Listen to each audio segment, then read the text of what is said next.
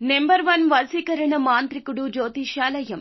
ఎక్కడి వారికైనా ఒక్క ఫోన్ ద్వారా వెంటనే పరిష్కారం చెప్పబడును. స్త్రీ పురుష వశీకరణం, ప్రేమ, పెళ్లి, సంతానం, వ్యాపారం, కుటుంబ సమస్యలు, భార్యాభర్తల గొడవలు, గృహం, స్థలం సమస్యలు, కళ్యాణ దోషము పరిష్కరించబడును. దుష్ట శక్తులు తీయబడును. నాగదోషం తీయబడును. నాగబంధన, గుప్త నిధులు, ధనం, లంకె బిందెల కొరకు గురువు గారిని సంప్రదించండి.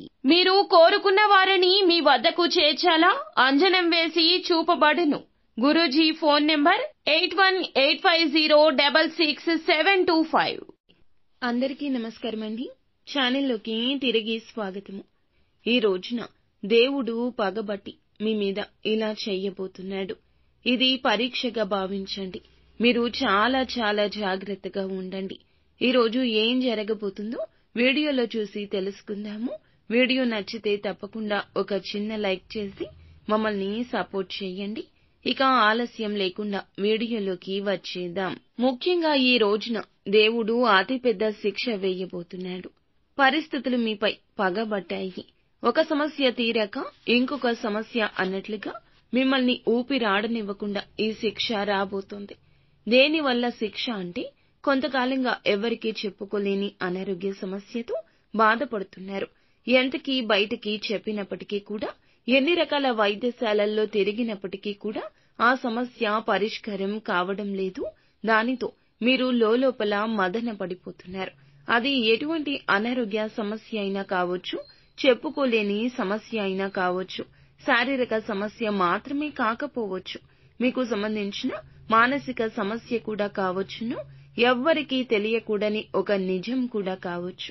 ఇక ఆ విషయం ఈ రోజున బట్టబయలవుతుంది. ఎవరికి తెలియకూడదనుకుంటున్నారో తెలిసిపోతుంది. పరిస్థితులు అననుకూలంగా ఉండబోతున్నాయి.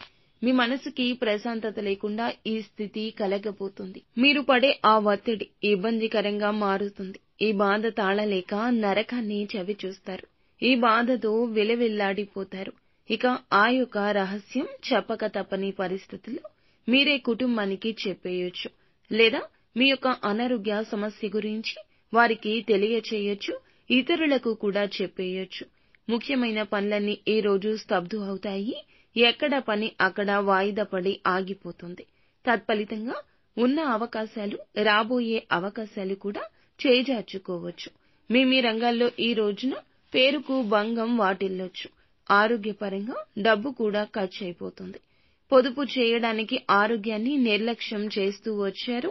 కానీ ఆరోగ్యం విషయంలో ధనం పొదుపు చేయడం అస్సలు మంచిది కాదు. ఇక కుటుంబానికి ఎంత అవసరమో, మీరు కుటుంబంలో మీకు ఎంత ప్రేమ వాత్సల్యం ఉందో ఈ రోజు అర్థమవుతుంది. ఇలాంటి పరిస్థితుల్లో మీరు ఇక అస్సలు అజాగ్రత్తగా ఉండకూడదు. ఎదుటి వారి మాటల విషయంలో కూడా అప్రమత్తంగా ఉండండి. కాస్త నవ్వుతూ మాట్లాడిన వ్యక్తులతో పర్సనల్ విషయాలు షేర్ చేసుకోవద్దు. అలాంటి విషయాలు షేర్ చేసుకోవడం వల్ల ప్రతికూల పరిస్థితులు భగవంతుడు ఇవ్వబోతున్నాడు. మీరు చేసే మంచి పనులు అన్నీ కూడా ఆ దేవుడు చూస్తూనే ఉంటాడు. భరించగలిగినంత వరకే దేవుడు కష్టాలు పెడతాడు. తెలుసో తెలియకో చేసిన తప్పుల రీత్యా ఈ కష్టం అనేది మీ ముందుకైతే ఈ రోజు వచ్చింది. ఇక మీరు ఇబ్బంది పడే ఈ యొక్క సమస్యను త్వరలోనే భగవంతుడు తీసివేశాడు. నిత్యం శివారాధన చేసుకోండి. భగవంతునికి దగ్గరగా ఉండే ప్రయత్నం చేయండి. సంతోషంగా ఉంటారు. అంతా మంచి జరుగుతుంది.